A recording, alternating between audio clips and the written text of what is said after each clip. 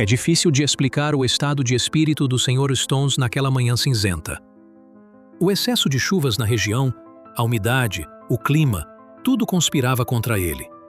Enquanto isso, as pessoas o atormentavam, e a cada palavra que escutava, sentia que a conspiração contra ele só aumentava e se tornava pior.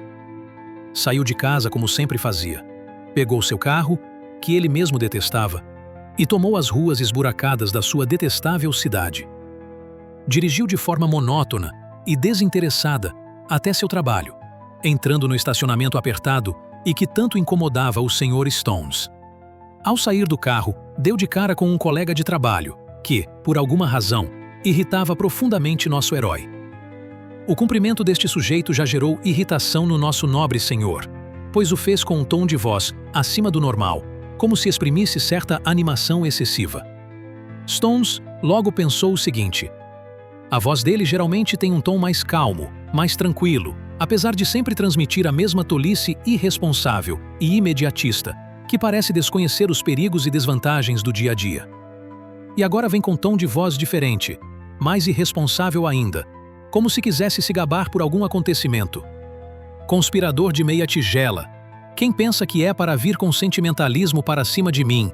Que fique longe. Nisso, o Sr. Stones olhou de forma séria e profundamente desinteressada para seu animado colega, que contava de maneira enérgica sobre seu fim de semana. Então, de forma abrupta, começou a caminhar em direção à entrada do prédio onde trabalhava, continuando a ser seguido pelo seu inimigo, que continuava falando como se fosse a um amigo íntimo.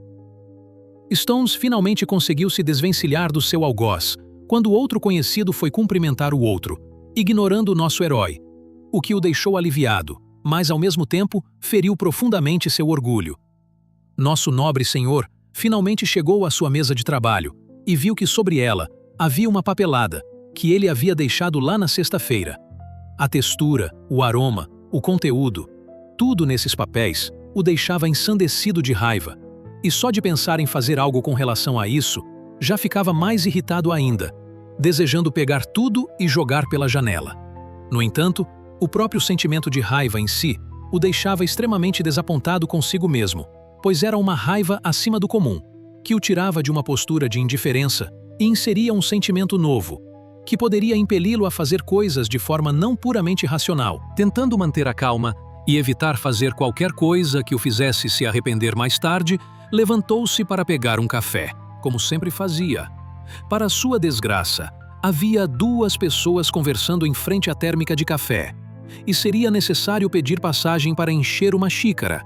Esse ultraje deixou o Sr. Stones pasmo, e sentiu isso como uma terrível ofensa pessoal, como um ataque direcionado a ele de forma sádica e pior, sob a aparência de um desinteresse puro pela sua pessoa.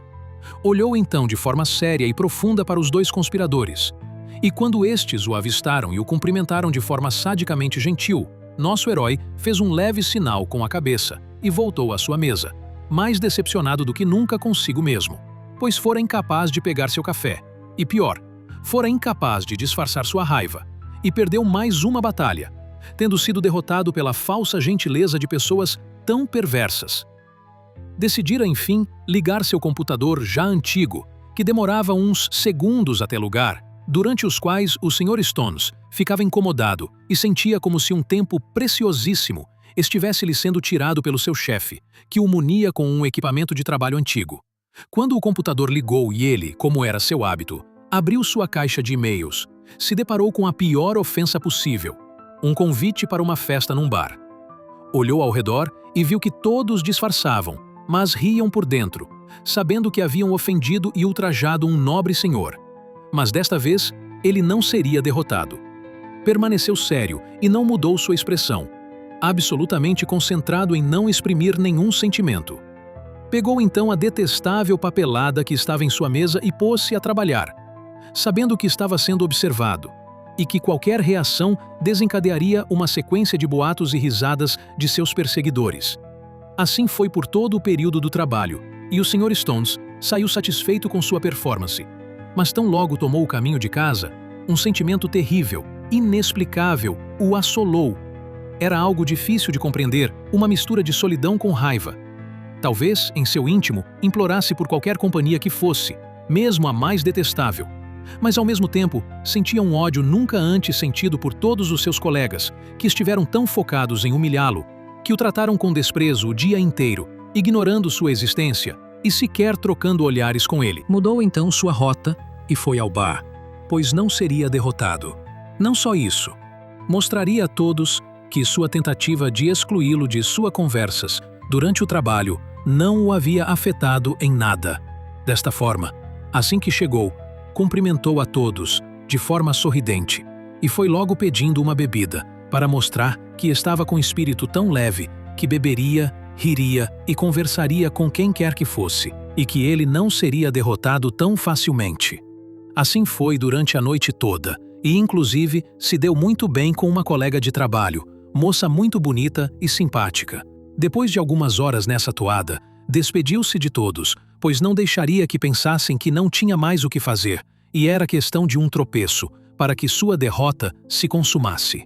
No carro, já de volta para casa, acabou tomado de pensamentos sobre a noite que passou no bar, e sentimentos alegres o atacaram de forma inesperada, o que o deixou desesperado e enraivecido.